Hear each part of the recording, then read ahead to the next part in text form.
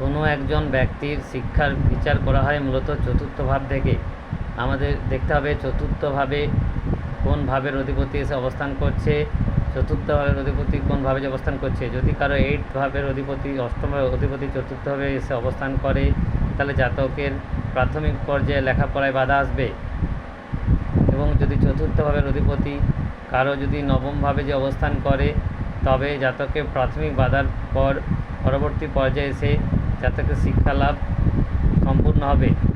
যেহেতু অষ্টম ভাবের অধিপতি চতুর্থভাবে অবস্থান করছে, তাহলে জাতক যদি কোনো মেডিকেল লাইন নিয়ে পড়াশোনা করে, কিংবা ল ফিল্ডে পড়াশোনা করে, কিংবা ফিনান্স নিয়ে পড়াশোনা করে, তাহলে ব্যাংকিং সংক্রান্ত পড়াশোনা করে জীবনে প্রোগ্রেস করবে। লক্ষ্য রাখতে হবে যে কোন গ্রহটি চতুর্থ ভাবের অধিপতি নক্ষত্রে রয়েছে। যে গ্রহটি বা যে ভাবের অধিপতি চতুর্থ ভাবের অধিপতি নক্ষত্রে অবস্থান করছে, সেই গ্রহটি বা সেই ভাবের অধিপতি